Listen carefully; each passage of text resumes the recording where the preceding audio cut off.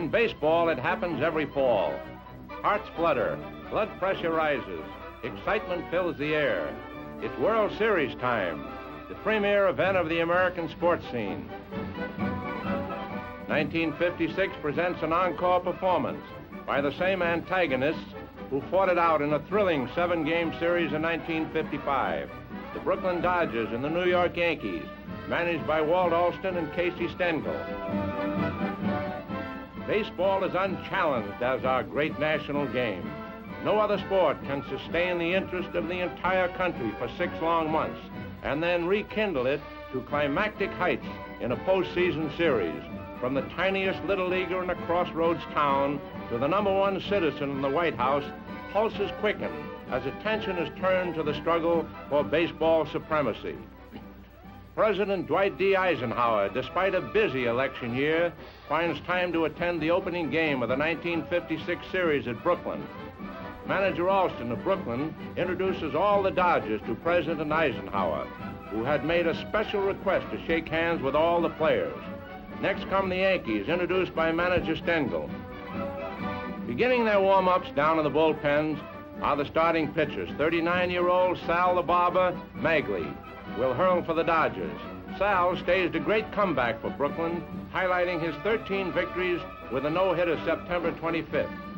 Going for the Yankees will be Ed Whitey Ford, the stocky southpaw, who won 19 games during the regular season. The capacity throng rises for the national anthem while the colors are raised. The umpires gather at the plate for a briefing on ground rules and a check of the lineup cards. President Eisenhower tosses out the first ball to catcher Roy Campanella, safely clearing the heads of the battery of photographers with a perfect pitch. Campy promptly returns the ball to the president. Magley takes his warm-up throws. Hank Bauer steps to the plate and the series is underway.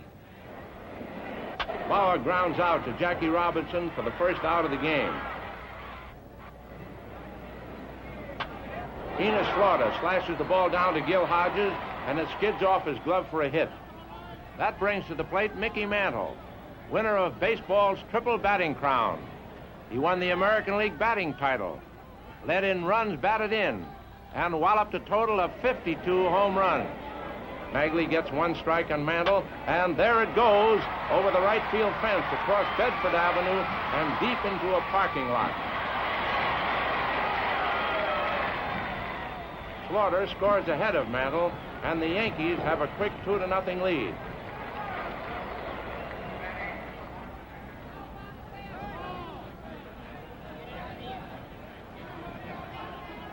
In the last half of the second inning, Robinson gets the first hit off Ford. It's a homer into the left field stand.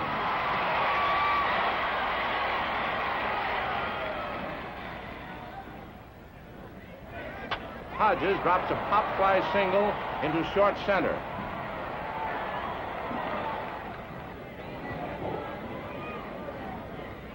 Curillo follows with a double to left center.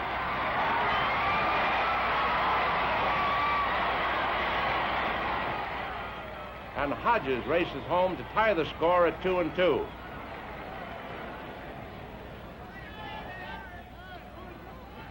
With 1 out in the 3rd inning, Reese of the Dodgers beats out a hit to deep short, on which Gil McDougall makes a sparkling backhanded stop, but his throw is too late.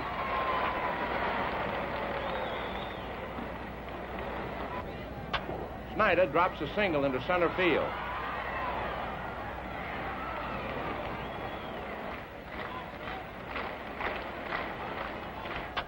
Gil Hodges smashes a home run into the left field lower deck.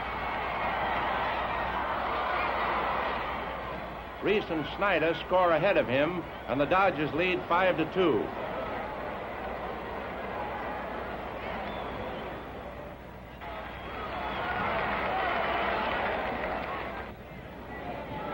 With 1 out in the 4th inning, Martin hits Magley's first pitch into the left field seats, and the Yankees reduce the lead 5-3.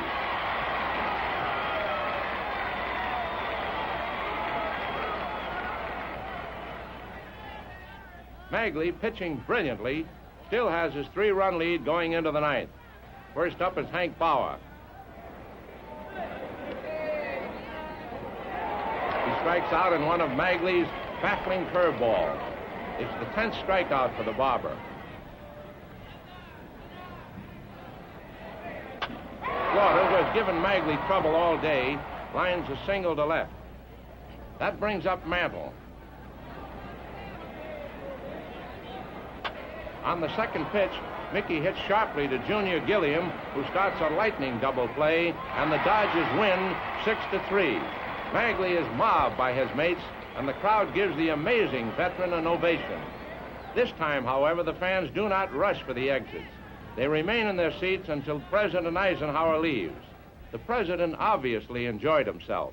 For a few hours at least, he was able to leave behind the cares of state, just as millions of other fans during the season escaped the stress and strain of their own lives by the relaxation of watching a ball game. It was a wonderful day for the Dodgers, too. Magley the Magnificent, who had won the big ones for the Dodgers in the pennant stretch drive, came through once again. And there was great personal satisfaction for Magley, since it was his first World Series victory after losing one while with the Giants.